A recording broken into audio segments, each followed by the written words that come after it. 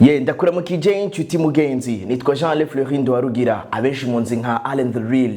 Nagomba kubasaba anshimitse bimwe bivuye ku mutima bivanye n'ikibazo cyashikiye channel yanyu ibaha makuru iminsi yose uko bimeze yaba sport, movie ndetse na music. Niko bimeze harabaye ikibazo natwe tutari twifuza ndazi benshi muri mwebwe ntimukironka notification iyo igikorwa kije kivuye kuri Indundi.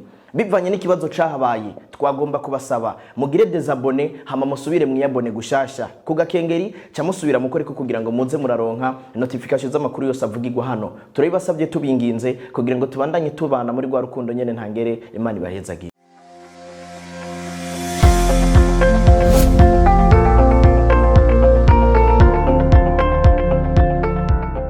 Ngumori kimukobwa kume batacho dufa wakoze ikirukundo cyo tumume bagukya uyo ni yoya Go baby, I'm all just like in loving and this in loving. And when I get this feeling, I want sexy one, ill, sexy one. Big Fariaz. Kama ni mapenzi ya kuniuzi kila saa, ya kunifanya mikulia,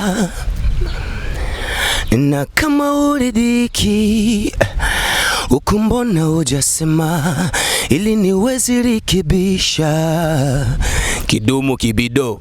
Yes, nugukora ku subscribe kandi nimba wari warabaye abone ukagira desabone again ukaca uyabonesha gushasha hamukacukora ko gakengeri nkuko video ivuye mwe bikubwiye. Ariko jewe nitwa Jean Allen banyita Indundi Boy, apana kubera ko ndi kuri Indundi TV ahubwo kubera ko ndi umurundi yishimira kubona ibyo bitera imbere, ahubwo kubera ko ndi umurundi yipfuza kubona abaririmbyi Indundi abafise impano bose bashika ku rugero nkuko nabikubwiye. Ndahari kugira ngo nkwereke biba bikenewe kugira ngo wowe ubibone ibiba bikenewe kumvikana. Ndi kumwe n'umwe mu basore benshi bamumenye nka Lil Thompson canke Thompson the Voice, ariko nkondera mbanze ndamuramutse. Thompson vipi? Napoa sana ka. Umenze fresh? Ego ndashima vraiment. Amakuru yawe? Ni meza vraiment ndakomeye nk'amabuye vraiment. Nk'amabuye vraiment. Thompson nibaza yuko n'igihe kirekire uretse zimwe mu ngorane zari ziheruka kuhaba zatumye uronka interview nyinshi cyane. Sinzi yuko ariko waronse zijya ngorane sinzi canke ariko bari bitaye kumenya inkuru zawe. Ariko imbere ya kiriya gihe Thompson n'umuntu atari aboneka kandi uretse yuko yari yaragiye mu makaraoke abantu bakamenyera uko nyine bakavuga ati nta kundi ko yagiye muri karaoke nta kigaruka. Ubu Thompson ari karagaruka n'izindi nguvu ku ndirimbo nyinshi. Strategy ni yahe?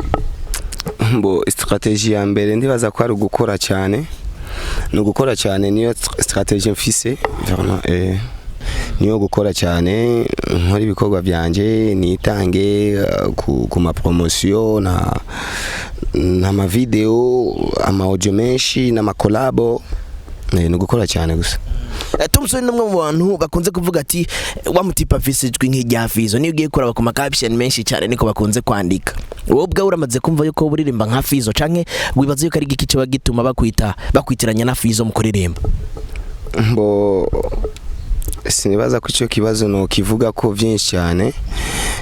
Ivyo bimaze kuvugwa vyerekeye jewe n'umuririmbyi mugenzanje, ndashobora kuvuga yuko ico kibazo Jesse no gishura man ko je nibaza yuko iyo mwicaranye nta Farias nibaza ko mumubaza ibi bintu cyane ko kenshi cyane mpurambo ikibazo canje ntibagitahuye. Wibaza kari giki gituma abantu bakwitiranya na Fizo? Mbo ari umuntu aba afise ama vision ashaka gusa n'ayandi cyange yundi umuntu muga icyo novuga je ndirimbanga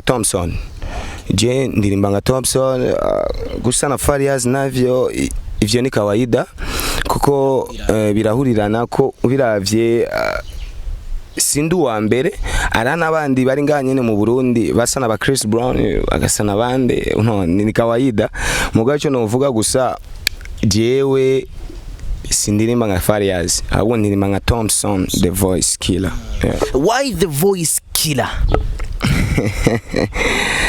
Ni Voice Killer man, ni Voice Killer. Mbo Voice Killer icho novuga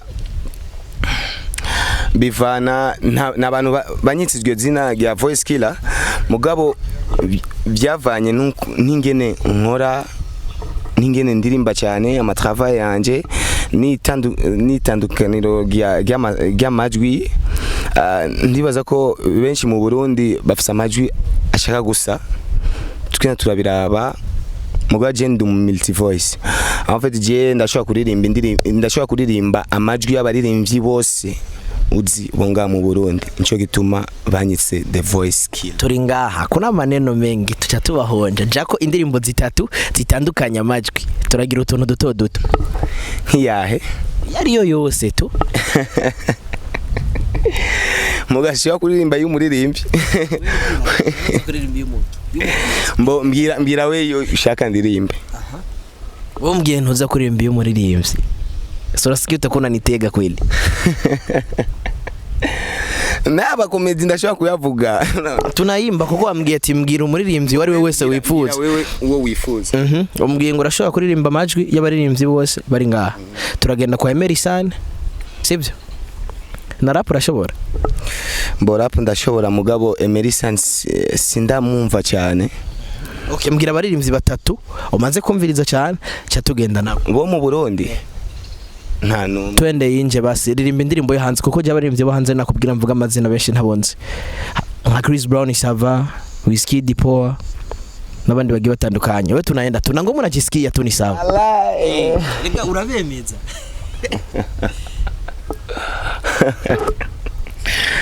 si multi voice oui ni multi voice mugabo cyo novuga ririmba gwawe uzishire mu majwi atandukanye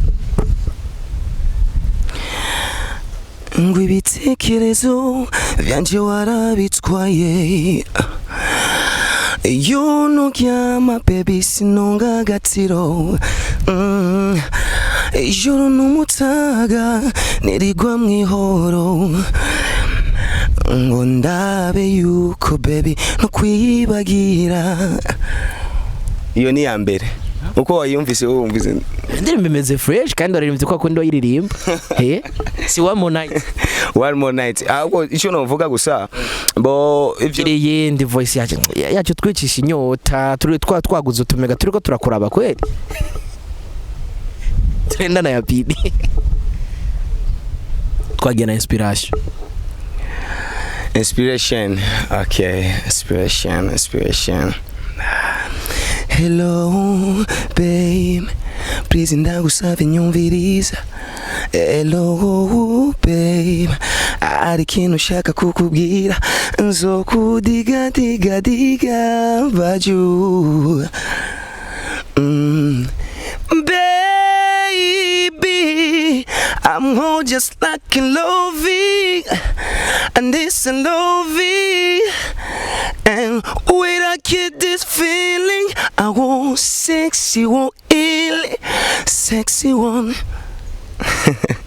yes ni the voice killer hari maze kumva ba the voice bashika kuri babiri hakandi hariko na killer numva yuko bizava bitera ikibazo hari Moses Brown the voice killer kai nawe asanzwe akora karaoke asanzwe n'umuririmbyi kandi akora career solo numva yuko bizava bitera ikibazo hagati yanyu mbo sinibaza ko vyo bari kibazo sinibaza ko kwita izina ari abantu biyita amazina akabazanira ingorane ari abandi biyita amazina akabazanira amachance mbo kandi wiyita izina cyangwa bakakwita izina bivana nuko abantu bakubona cyangwa bakumva cause me is the voice killer.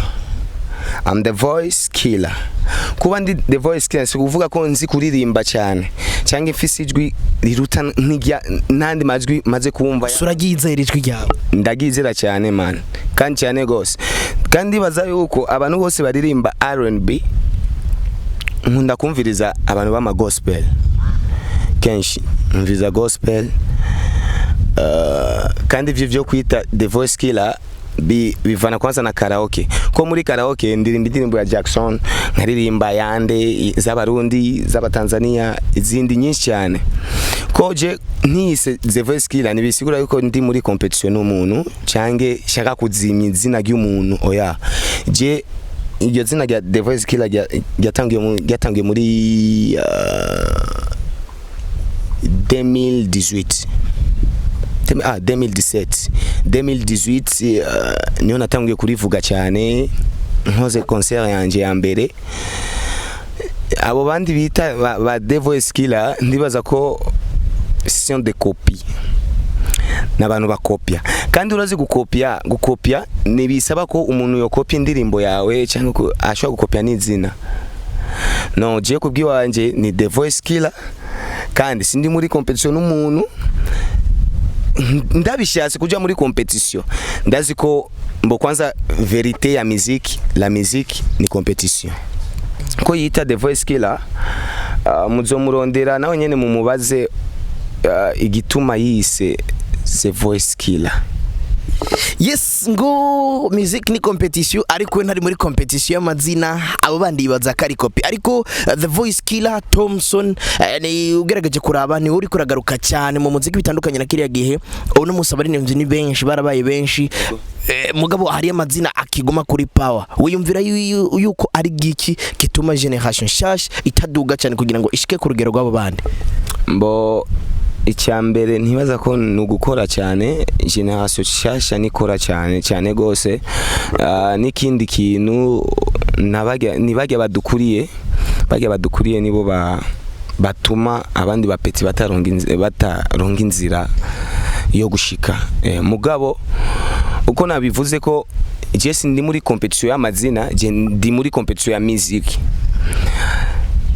Ndibaza ko mu misiri imbere bizohinduka, ko turiko turabibona ko nouvelle generation niyo iriko irakora cyane ubu, iriko irakora cyane. Bajya nabo badukuriye barimo bakoresha amajambo. Iyo muvuze ngo aba badukuriye baratuma tutaduga, mwamushatse kuvuga iki? Bo botuma muduga gute? Bokora iki kugira ngo mwe muduge gusoma? Erega nibo batumye umuziki utagaciro mu Burundi.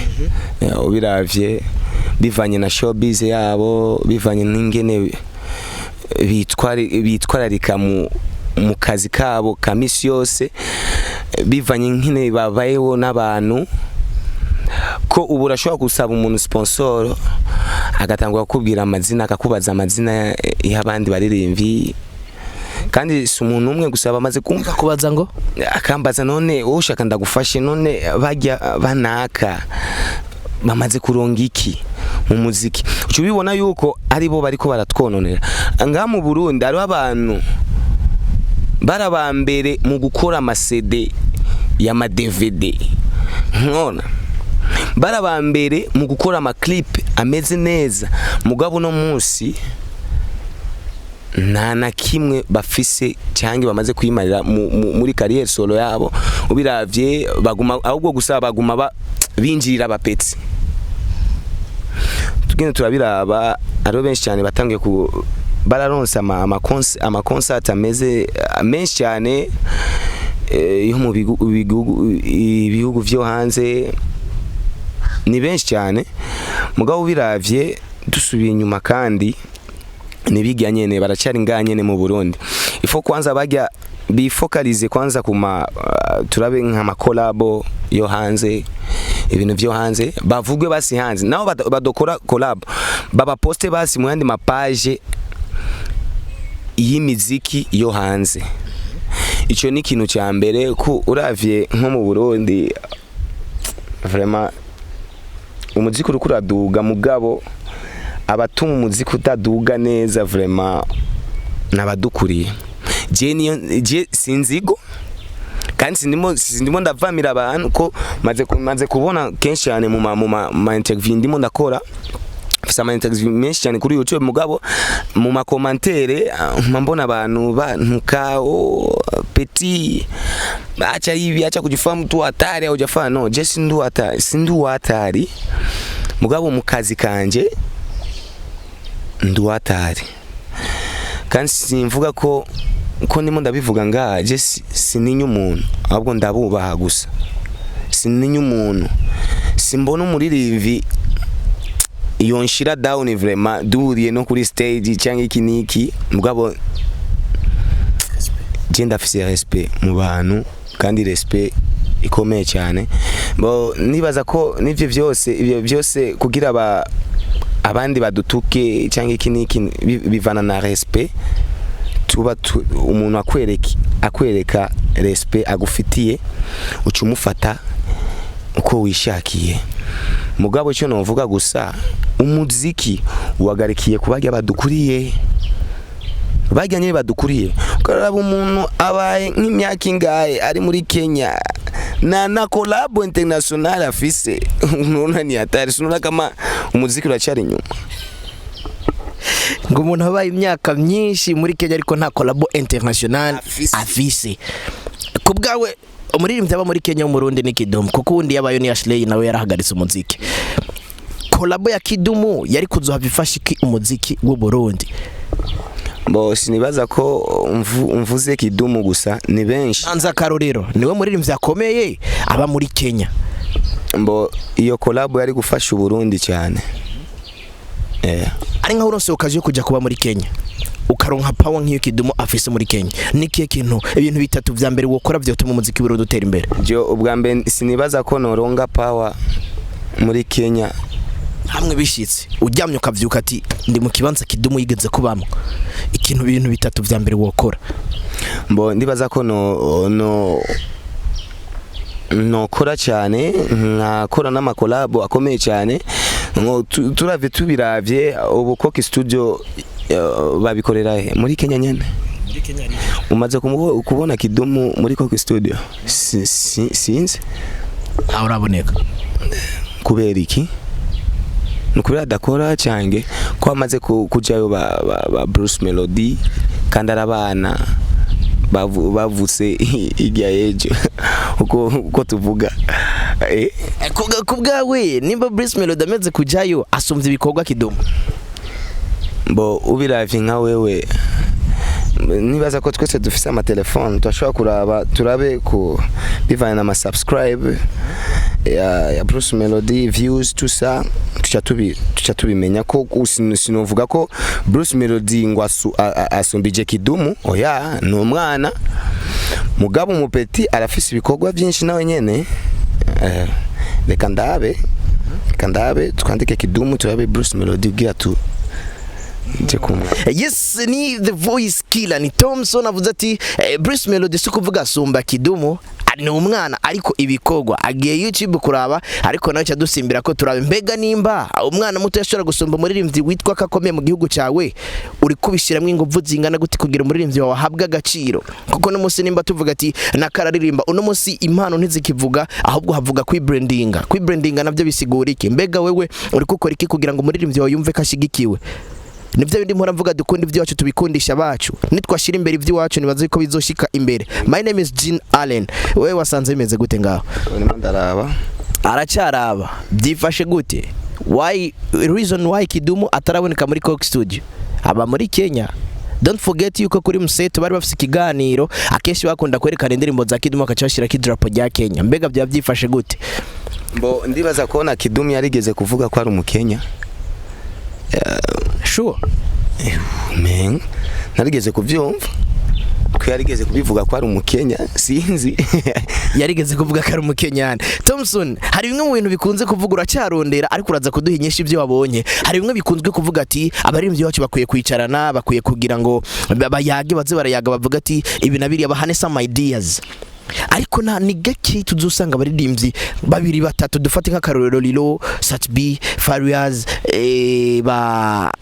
ababandi ba Natasha n'abandi bagenda bakurira ba Bface bagenda bari hejuru gatoyi ba Bface tuvuge namwebwe kandi muri ko murakora na generation yindi rikiraze nyuma yanyu kuko Thompson so muririmbyi una Mose naho yigeze guhagarika ibyo bintu ntibiraboneka. Wibaza yuko go rukundo bavuga ruzohava ruza gute mu gihe no kwicarana byonyine ari kibazo canke kugira ngo bashigikirane ku miziki igenda yasohotse bizoza gute mu gihe kikiri kibazo ico cyonyene? Mbo ndibaza ko ico kibazo kibabaza nabo ko urimwe kuko mubona avuze nagushizemo je nicarana na kila umuririmbyi wose w'u Burundi je turicarana vraiment je na beef mfise n'abaririmbyi.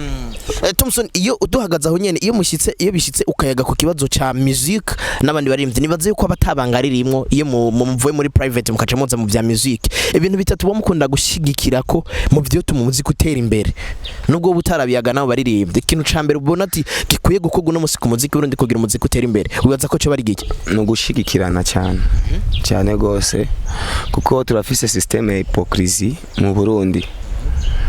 No, iyo systeme niyo ituma umuziki udashika imbere, kubiravye no muri Tanzania umuririmbyi asora indirimbo bose bakamuposta bakanakomanta no kuma Instagram tusa YouTube. Ni bien kandi ikintu cyiza cyane, kuko beef umuziki udafise beef aweze ugasonga mbere. Kuvuga umuziki utegetswe kugira challenge. Ni challenge ko twobonana basi, ko twoba basi n'abagenzi, kandi kombo bivanye nabo bantu byaramfashije cyane muri career solo yanje, kuririmba umuntu cyangwa kumuvuga neza ni ikintu cyamfashije cyane, bivanye n'abafanzi biwe bakanshigikira na jewe. Muga mu nyuma ujya muntu nyene uvuga wemera akaza kuvuga ivyo bintu, urukuru genda uramuvuga. We ubona ko je no fata umwana wanje ndimo ndavuga umuntu ngo nini na nini, ba braza bace terrain nini na nini, ivyo je no bivuga. Erega bale ba braza ndo wanapasha kudusaidia na sisi tunatobo bajya nyene. Mesike baracyarungikaye ayo maojo bakayarungikira abantu, je nzobavuga nabi, nanje nzotangura kubavuga rero babibone rero iyo career solo yanje bayihagarike. Thompson, je nibaza yuko twovuga menshi ntitwava duheze, kuko ndi sûr certain yuko nubwo no kubaza izina ryo muririmbyi ataryovuga, kuko nibaza yuko ni muri rwa rukundo nyene, ariko nibaza ko suni iryo zina nzorivuga. Nivyabandanye mezuko mbo ubu byarabandanyije deja, birahari none umuntu akaza gukura mu mata akagukura ahantu wirongera agafaranga ko kurya ngo aje kuhakorera, kandi ari umustar akomeye cyane gose. Thompson, wewe wakorera arena, umuririmbyi yakorera arena n'indi no mose, ndazikuraza kumurondera uzomumenye. Uronde no munsi umuririmbyi yakorera arena ni Fariaz. Sinibaza ko ari Fariaz gusa, ni benshi cyane, ariyo bande nande abaririmbyi bakomeye bakora career solo ni Fariaz, abandi abakomeye ni benshi cyane. Si Fariaz gusa akomeye mu Burundi braza, si Fariaz gusa akomeye mu Burundi. Reka turindire tuze twumviriza umuntu uzovuga. Mbo jewe nawe yo bari Fariaz cyangende je vraiment sinimo ndatukana, muga bivanye ntuko je mvuga mu interview. Naho uraba mu interview yanje yose nta n'umunsi n'umwe maze gutuka umuntu ngo mvuge izina rya Fariaz ngo ndamutuke. Ni banga presque ama interview yose ndimo ndakora, kila muntu wese umujournalist atangura kumbwira ko bavuga ko Musa na Fariaz nini. Icyo ndabishura je vraiment tusana Fariaz uko babivuga, uko babibona nijwi. Aho nundi amaze kumbwira no kuyanagura mu maso, si no gutwenga ni vyose musana Fariaz.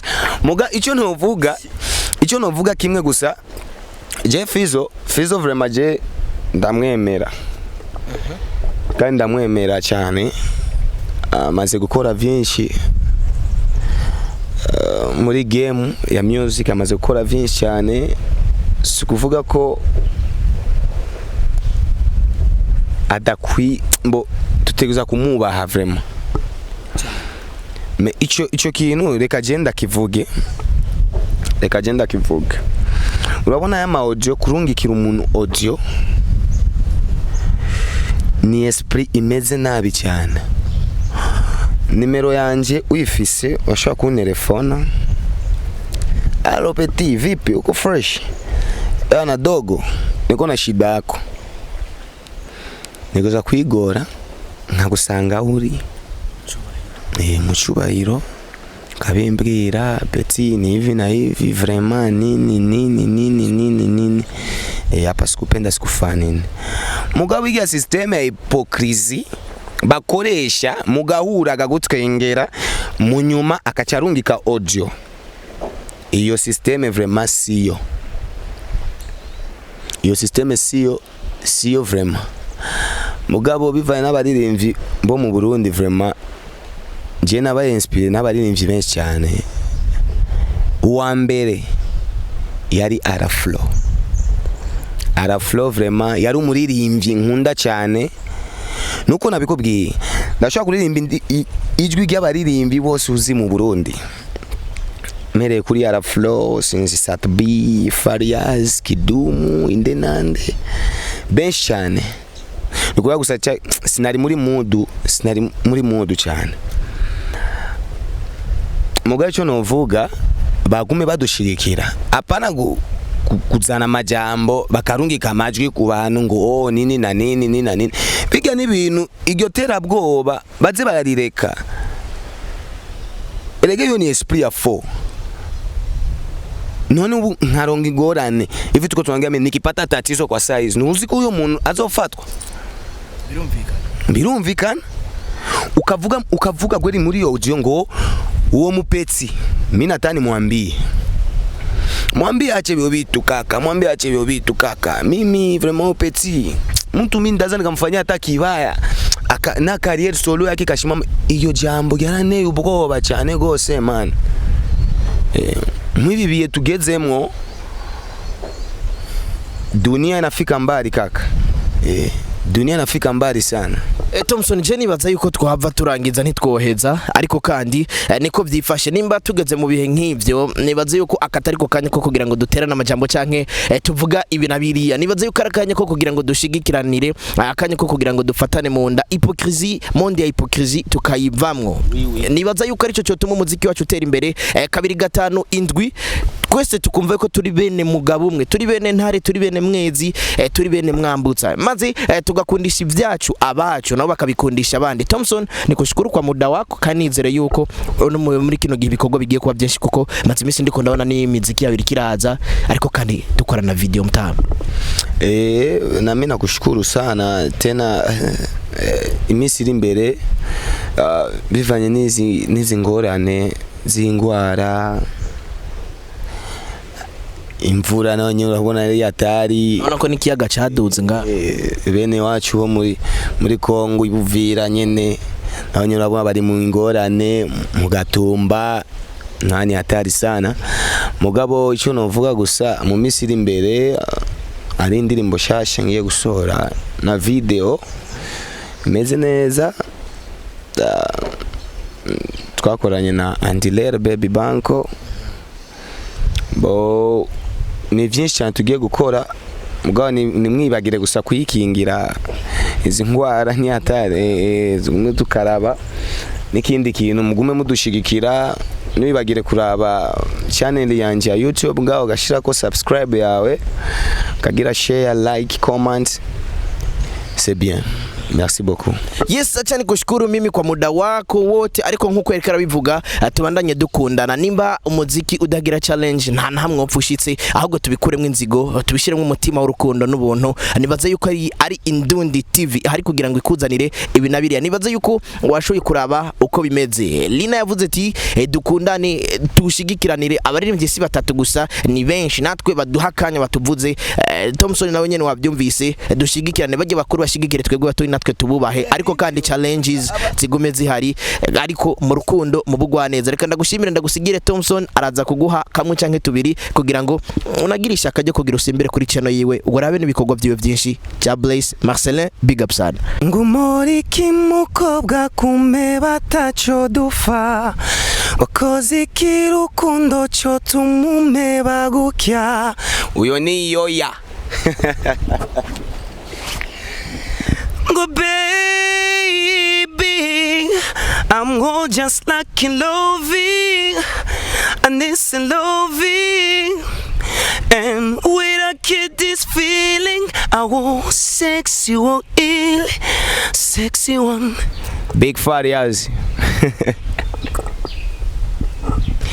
Kama ni mapenzi ya kuniuzi kila saa, ya kunifanya mikulia, na kama uridhiki ukumbona hujasema ili niwezi rekebisha, kidumu kibido ngwiyugiye kukazi ugataha bwije uriya birambabaza isingo ndakubuza ngo ni East Africa Community nguwo wagiye kwiba akanje karemegwa uriya niba mwishi nibagikunda umuntu bakunda ibyo avise ngo ibibuka amasezerano imbere ya patiri satura amabafra usio Ana flow sasa mo. Hey girl, Rosia, Rosia, wanataka tuachane. Hey girl, hiyo ni kama ndoto, acha waseme wote, hata wakisema mengi ajili yangu mimi na wewe. Oh, achana nao seme, acha tuvume na mimi sitakuacha. Come ladies, come to my beautiful nature, bigala madre, milia penzi wabaya ni wengi, utasema mchana usiku talala. Oh, tafadhali baby, naomba usiwasikie, hawajui tulia. Rishi Flow.